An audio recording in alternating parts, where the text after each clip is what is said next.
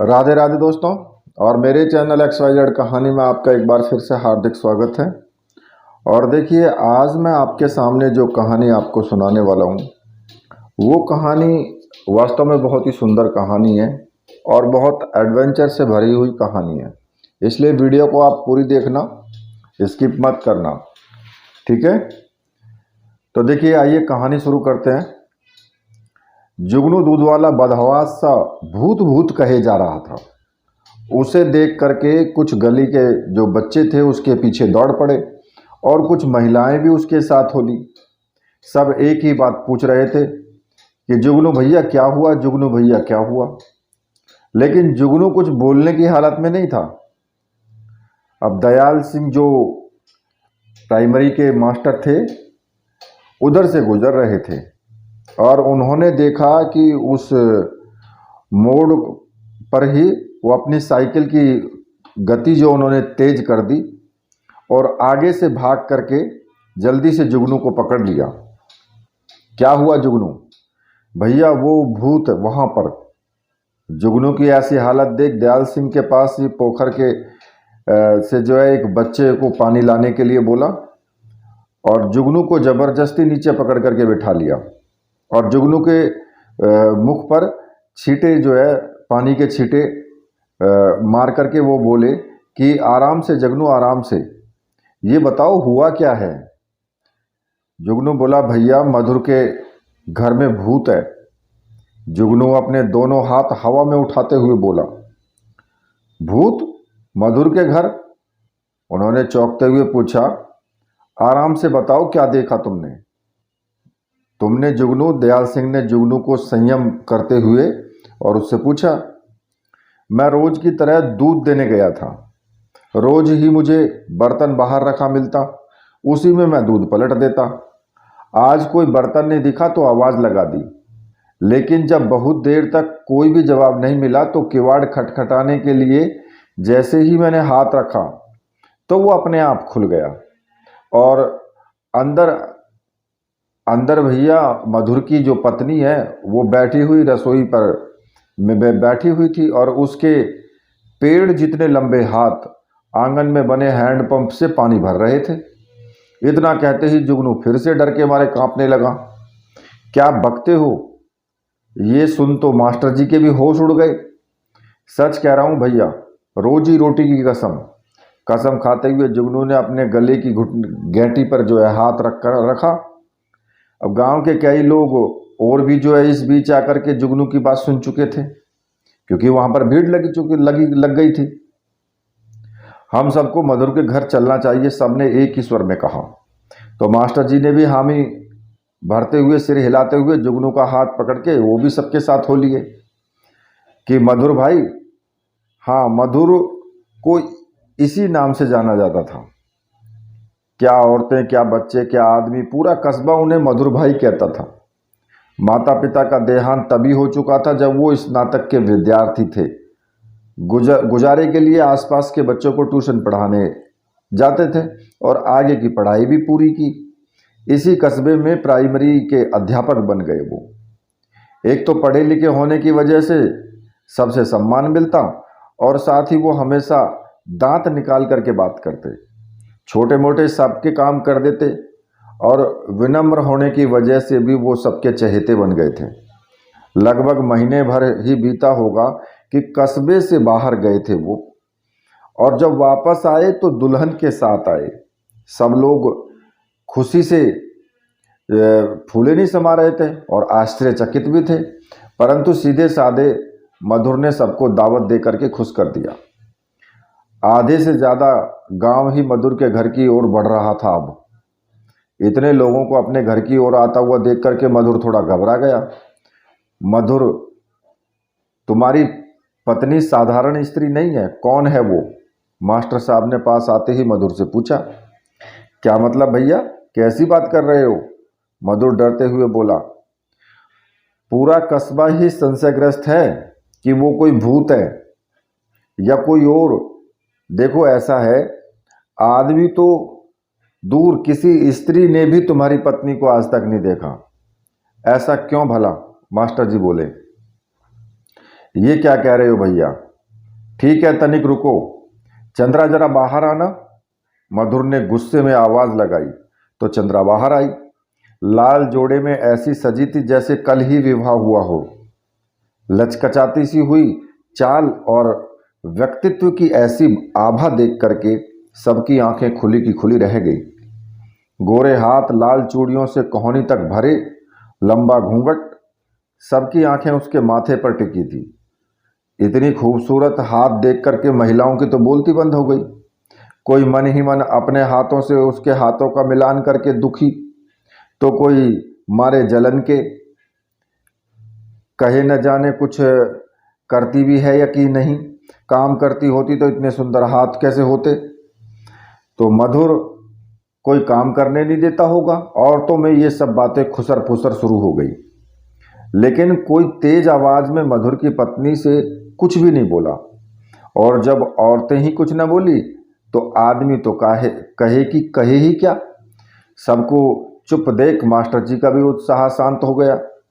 सो अपनी झेप छुपाने के लिए मास्टर जी ने जुगनू के सिर पर चपत मारी, बोले, ले तू हाथ देख ले अपनी भौजाई के, साले सवेरे सवेरे ही चढ़ा के निकला था। तो फिर सब धीरे धीरे वहां से खिसक गए। सबके निकलते ही मधुर ने अपनी पत्नी को टोका, आगे से होशियार रहना, दरवाजा खुला ना रहे कभी। चंद्रा ने स्वीकृति में सिर हिला दिया और अपने काम में लग गई।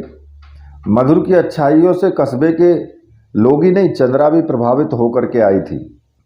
हुआ यूं था कि सर्दियों के दिन थे, फरवरी का महीना रहा होगा, और मधुर पास के कस्बे से एक बच्चे को ट्यूशन पढ़ा करके वापस आ रहा था कि तभी कुछ बदमाशों ने उसकी साइकिल छीन ली। अब हड़बड़ाया सा मधुर विनती करता रहा, पर बदमाशों ने उसे धक्का दे दिया और उसकी साइकिल छीन करके वो ले गए। मधुर साइकिल छिन जाने से बहुत ज़्यादा दुखी हुआ और आंखों में आंसू भरे वहीं जमीन पर बैठ गया। इतने में किसी का हाथ उसके अपने कंधे पर उसने महसूस किया और मुड़ करके देखा तो बहुत ही सुंदर महिला गहनों से सजी हुई उसे देख करके मुस्कुरा रही थी। क्या हुआ, इतने परेशान क्यों हो? उस महिला ने पूछा। उन बदमाशों ने मेरी साइकिल छीन ली, तो रोते हुए मधुर ने कहा, बस इतनी सी बात। और इतना कहते ही अगले पल ही साइकिल मधुर के सामने। अब चौंक गया मधुर एकदम से, आंख फैलाए अभी अभी हुई घटना पर वो विश्वास नहीं कर पा रहा था। खुशी और आश्चर्य के साथ क्या कहे, कुछ कहते नहीं बन रहा था, पर यह सोचकर कि कहना तो चाहिए, इस औरत का धन्यवाद करना चाहिए। मधुर ने अपनी झुकी हुई नज़र उठा करके देखा तो वो महिला वहाँ नहीं थी। इधर उधर देखा पर वो कहीं पर भी उसको मधुर को दिखाई नहीं दी। तो मधुर जो है घर वापस चला आया। अगली सुबह जैसे ही उठा तो देखा पास में ही गर्म चाय रखी हुई है। घर में उसके अलावा कोई और था नहीं। फिर चाय कौन रख गया, बहुत सोचा। फिर लगा कि कोई स्कूल का बच्चा ही रख गया होगा। जब भी कोई बच्चा उसका दिया हुआ ऐसा कोई गृह कार्य नहीं करता तो मधुर को प्रभावित करने के लिए अपने आप ही उसके छोटे मोटे काम कर देता, ताकि मधुर की पिटाई और डांट से वो बच सके। मधुर ने मुस्कुराते हुए चाय पी ली और तैयार होकर के स्कूल चला गया। स्कूल से घर लौटकर आया तो घर पे पैर रखते ही यकीन नहीं हुआ, सारी चीज़ें सलीके से रखी हुई थी, घर भी साफ सुथरा था। मधुर अचरज से पूरा घर देख करके बार बार देख रहा था उसको, और दिमाग में सोचते सोचते जब थक गया तो लेटे लेटे मधुर सो गया। स्टोव चलने की आवाज़ से उसकी नींद खुली तो देखा स्टोव पर चाय उबल रही थी, लेकिन रसोई में कोई नहीं था। मधुर ने अपने छोटे से घर का कोना कोना छान मारा, कहीं कोई ना था। थक हार करके जैसे ही कमरे में आया, कप में चाय और साथ में मठरी रखी हुई थी, जो कि उसे बहुत ज़्यादा पसंद भी थी। अब उसे देख करके मधुर जो है बहुत डर गया और डरते डरते बोला, कौन है यहाँ, सामने आओ। उसे न तो कोई आवाज़ सुनाई दी और ना ही कोई उत्तर मिला। रात हो गई। इस वक्त किसी बच्चे का उनके घर पर आना मुश्किल था। मधुर डर गया और फिर उसने सोचा कि मैं कहीं बाहर भाग जाऊं। ये सोचते ही जैसे ही वो दरवाजे तक पहुंचा तो दरवाजे में भीतर से ताला लगा हुआ था। उसने खोलने की कोशिश की लेकिन दरवाज़ा नहीं खुला। डर से मधुर रोने लगा। कौन है यहाँ? कौन हो तुम? क्या चाहते हो? उसने कई बार बोला लेकिन अब भी कोई उत्तर नहीं। वो बहुत देर से उस दरवाजे पर ही बैठा रहा। फिर उनीदा सा हो गया तो लगा कि किसी ने उसे जैसे गोद में उठा लिया है और बिस्तर पर हौले हौले से लिटा करके हौले हौले उसके सिर पर हाथ फिराया। थोड़ी देर बाद लगा जैसे कोई बड़े प्यार से उसके पैर दबा रहा हो। न जाने कब उसे नींद आ गई। सुबह उठा तो वो फिर ठिठक गया मधुर एकदम से। बिस्तर के नीचे पैर रखते ही चप्पल आ गई। नहाने गए तो बाल्टी पहले से ही भरी मिली। नहाकर निकला तो स्वादिष्ट भोजन तैयार मिला। अब न डर लगा न घबराहट हुई। खाने बैठे तो स्वाद ऐसा कि उंगलियां चाट चाट के ही तृप्त हो जाए। तो मुस्कुराते हुए वो बोले कि तुम जो भी हो, इतना तो मैं समझ गया हूँ कि मुझे हानि नहीं पहुँचाने वाले, और इतना स्वादिष्ट भोजन इससे पहले मैंने खाया भी नहीं है। इसके लिए आपका धन्यवाद। एक दिन पहले ही सोच रहे थे जब स्कूल जाएंगे तो बताएंगे किसी को, लेकिन अब उन्होंने इरादा बदल दिया था। वो कोई भी हो, उन्हें नुकसान तो दूर की बात है बल्कि उनका ख्याल ही रख रहा था। बड़े खुश शाम को स्कूल से घर लौटे तो आते ही एक गिलास ठंडा पानी, फिर चाय और थोड़ी देर बाद में गर्मा गर्म खाना मिला। सोने गए तो नींद आने तक कोई मुलायम हाथों से उनके पैर दबाता रहा। अगली सुबह उठते ही गर्म चाय उनका इंतजार कर रही थी। जैसे ही उन्होंने एक घूंट भरते ही खुश होकर के बोले कि चाय बहुत अच्छी है, लेकिन मुझे ये नहीं पता कि शुक्रिया किस मोहतरमा का करूं या किसी श्रीमान जी का करूं। ये भी तो नहीं जानता मैं। इतना हम बोल ही पाए थे कि किसी की दबी सी हंसी सुनाई पड़ी। सामने आइए ना, बस एक बार आइए ना, ये लीजिए, आपके हाथ जोड़ता हूं। कप नीचे रखकर मधुर ने याचना के स्वर में कहा तो एक लंबी गोरी, तीखे नैन नक्श और भरे होठ और स्वस्थ शरीर, लाल साड़ी में वो सामने खड़ी थी, जीती जागती खूबसूरती की प्रतिमा। मधुर पागलों की तरह आंख फाड़े फाड़े उसे देखे जा रहा था। मैं आपको बहुत पसंद करती हूँ मधुर, उसने मुस्कुराते हुए कहा। तो मधुर को जैसे होश आया, लेकिन खुशी से जैसे शब्द बंद हो गए थे उसके। वो कुछ भी नहीं बोल पाया, बस उसे देखता रहा। मैं ही इतने दिनों से आपके यहाँ इस घर में रह रही हूँ, आपको बहुत दिक्कत हुई होगी ना इससे? नहीं नहीं, मुझे कोई दिक्कत नहीं हुई, बल्कि मैं तो ये सोच रहा था कि आप कैसे रहती होंगी इस घर में। ये घर आपके लायक नहीं है। खुशी से लबरेज मधुर जो है बोल पड़ा, बिना ये सोचे कि ये सामान्य इंसान नहीं। फिर उसने झक करके एक पसंद का नाश्ता किया और दोपहर के लिए खाना बंधा करके स्कूल चला गया। कई दिन ऐसे ही बीत गए। मधुर बहुत खुश रहने लगा और ये किसी सबको दिखाई दे रही थी। एक दिन स्कूल से आने के बाद जैसे ही चंद्रा चाय का कप लेकर के आई, मधुर ने कहा कि चंद्रा, एक बात कहूं? हाँ बोलो। मुझे तुमसे प्रेम हो गया है, विवाह करोगी मुझसे? आप जानते हैं ना मेरी हकीकत, मैं इंसान नहीं। चंद्रा अपनी व्यवस्था जताने का प्रयत्न करते हुए उसने कहा, जब मुझे उससे दिक्कत नहीं तो तुम्हें क्या दिक्कत है? और पसंद तो तुम भी मुझे करती हो ना? मैं, हाँ, लेकिन बोलो। अच्छा मुझे ये बताओ, तुम इंसान नहीं ये तो मैं जान गया, लेकिन तुम भूत भी नहीं हो। होती तो इतनी अच्छी नहीं होती। तुम हो कौन? सही कहा आपने, ना तो मैं भूत ना ही मैं इंसान की श्रेणी में हूँ। इंसान और भूत के अलावा भी एक श्रेणी होती है जिसे जिन्नादी कहते हैं। मैं उसी से हूँ। मैं एक जिन्नी हूँ, इस श्रेणी से मैं हूँ। मैं भी तुमसे बहुत प्यार प्यार करती हूँ, लेकिन क्या बोलो? मधुर ने अधीर होकर के पूछा। चंद्रा ने अपने सिर से चुनरी उतारकर हाथ में भींचते हुए कहा, जब भी मुझे बुलावा आएगा मुझे ये चुनरी ओढ़कर उसी लोक जाना पड़ेगा। मैं चाहते हुए भी इस नियम को ना तो तोड़ सकती हूँ ना बदल सकती हूँ। इसी नियम के चलते मुझे हर रोज वापस लौटना पड़ता है। चंद्रा ने अपनी बात खत्म करके वो रोने लगी, लेकिन अनायास मधुर के चेहरे पर एक चमक उभर आई। मन ही मन कुछ निश्चित करते हुए बोला, ठीक है, समझ गया मैं तुम्हारी मजबूरी, ये भी कि रोज मेरे सोते ही तुम चली जाती हो। अब आओ साथ खाना खाते हैं। अब आज से तुम मेरे सामने ही रहना। मधुर ने जब मुस्कुराते हुए चंद्रा बोली कि तुम तैयार हो जाओ, मैं अभी गर्मा गर्म रोटी सेकती हूँ। रोटी का नाम सुनते ही मधुर को जैसे कुछ याद आया हो, मुस्कुराते हुए बोला कि तुम्हारे प्यार ने मुझे इतना निकम्मा बना दिया है चंद्रा। देखो, घर में स्टोव के लिए न तो केरोसिन है और न ही लकड़ी है। बस थोड़ा सा समय दो, मैं अभी लाता हूँ।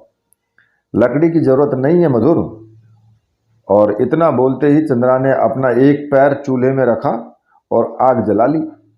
ये देख करके मधुर डर के मारे बदहवास सा दौड़ा, पानी भरी बाल्टी उठाई और चंद्रा के पैर पर उलट दी। गुस्से में बोला, ये क्या है चंद्रा, ये क्या किया तुमने? इतना प्रेम करते हो मुझसे? आंखों में प्रेम भरकर चंद्रा ने मधुर को देखा और फिर अपना पैर दिखाते हुए बोली, देखो, कहीं लेस मात्र भी जला है क्या? एकदम सामान्य पैर देख मधुर आंखें फाड़े कभी चंद्रा को तो कभी उसके पैर को देख रहा था। अभी तो इसमें धू धू करके आग जल रही थी। हमें आग कभी भी नुकसान नहीं पहुंचाती। मधुर, तुम बैठो, खाना खाओ। उसने मधुर का हाथ पकड़ते हुए उसे बिठा दिया। मधुर आंख फाड़े उसे देखे जा रहा था।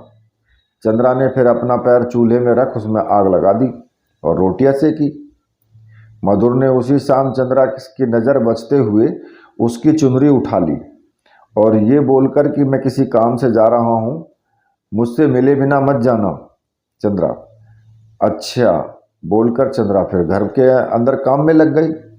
मधुर ने घर के पीछे ही एक गहरा गड्ढा खोदा और एक बक्से में चंद्रा की वो चुनरी रख करके गड्ढे में गहरी वो दबा दी और वापस आ गया।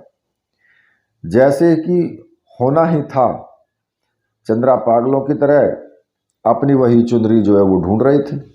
मधुर को देखते ही वो उसके पास आकर के घबराई हुई सी बोली कि मधुर, मेरी चुनरी चुनरी नहीं मिल रही, मेरे जाने का वक्त हो गया है।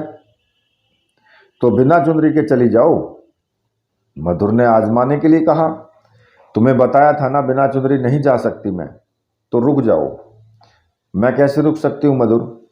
वो बेबसी जताते हुए बोली, मेरी बनकर रह जाओ, ब्याह कर लो मुझसे चंद्रा।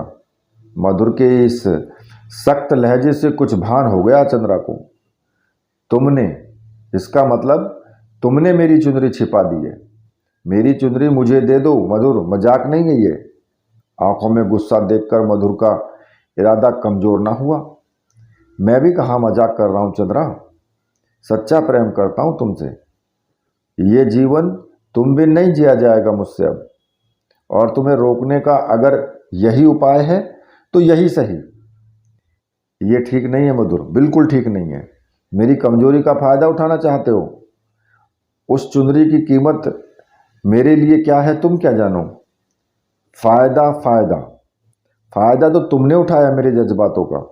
जब मन भर जाएगा तुम तो चली जाओगी और फिर कौन जाने कि लौट कर भी आओगी या ना आओ। तब मेरा क्या होगा बताओ, मेरा क्या होगा उस वक्त? बोलो, कोई कीमत है मेरी? मतलब मेरे प्यार की कोई कीमत नहीं है। मधुर, तुमने छिपा दी है मेरी चुनरी। वो चीखी। हाँ चंद्रा, मैंने ही छिपाई है तुम्हारी चुनरी।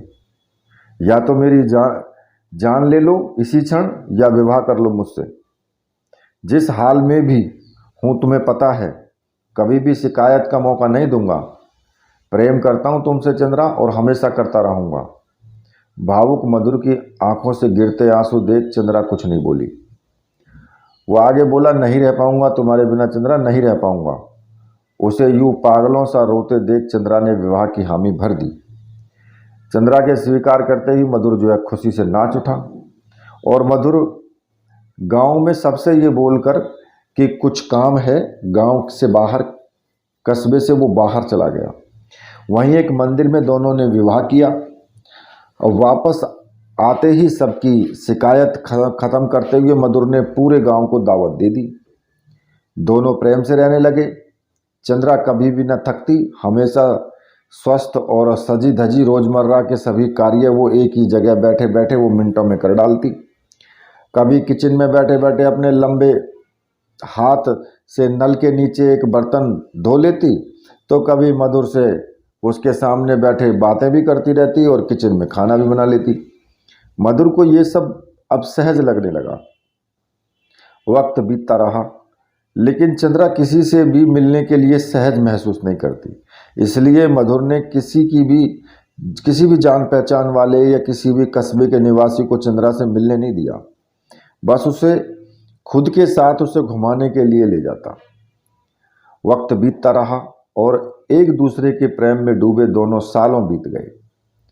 चंद्रा ने कभी भी मधुर को शिकायत का मौका ही नहीं दिया, ना ही मधुर के प्रेम में कोई कमी आई। इसी बीच चंद्रा ने एक बच्चे को जन्म दिया। मधुर के पांव जैसे जमीन पर नहीं पड़ते थे, वो जैसे आसमान में उड़ने लगा। बड़े प्रेम से चंद्रा के नाम पर उसने अपने बेटे का नाम चंद्र रखा। चंद्रा अपने बेटे को सुलाती तो आंगन में और वहाँ पर हाथों से थपकी देती रहती और उसी समय जो है खुद मधुर के सामने खड़ी होकर के वो बातें भी करती रहती। चंद्रा हमेशा खुश रहती और सजी धजी खुशबू से महकती रहती। मधुर को ना तो कभी चंद्रा से कोई बीमारी सुनने को मिलती, ना ही कोई चिड़चिड़ाहट और ना ही कोई शिकायत। अच्छे दिन पंख लगा के बड़ी जल्दी उड़ जाते हैं। समय जैसे पलक झपकते बीत गया और बेटा विवाह योग्य हो गया। एक सुंदर और सुयोग्य कन्या से मधुर के बेटे का विवाह तय हुआ। सबके सामने चंद्रा सामान्य तौर पर काम करती और जब सब सो जाते अपनी शक्तियों की मदद से रात में ही सारा काम रिश्तेदारों के उठने से पहले ही वो कर लेती। सो काम में कभी कोई हड़बड़ाहट नहीं हुई। जिस दिन बारात घर वापस आई, चंद्रा मधुर के पास जाकर के बोली, क्या आप मुझसे खुश हैं एक पत्नी के तौर पर? कैसी बात करती हो चंद्रा, जब से तुम मेरे जीवन में आई हो उस क्षण से इस क्षण तक कभी भी एक पल के लिए भी मैं तुमसे नाखुश नहीं रहा, बल्कि खुद को हमेशा भाग्यवान ही महसूस किया। आज क्यों पूछ रही हो? मधुर ने पूछा। यूं ही, आज मेरे बेटे का विवाह हुआ है, घर पर बहू आई है। इस समय से ज़्यादा खुशी का समय कब आएगा? मेरा आज नाचने का बहुत मन है मधुर, मैं अपनी चुनरी ओढ़ करके आज जी भर के नाचना चाहती हूँ। चंद्रा मन उभार करती हुई बोली। चुनरी का नाम सुनते ही मधुर तो डर गया और बोला, क्या बिना चुनरी के नहीं नाच सकती चंद्रा? बिना चुनरी के तो मेरा श्रृंगार अधूरा है मधुर। पूरा महसूस ना करते हुए मैं कैसे नृत्य कर सकती हूँ? मधुर का मन आशंकाओं से भर गया।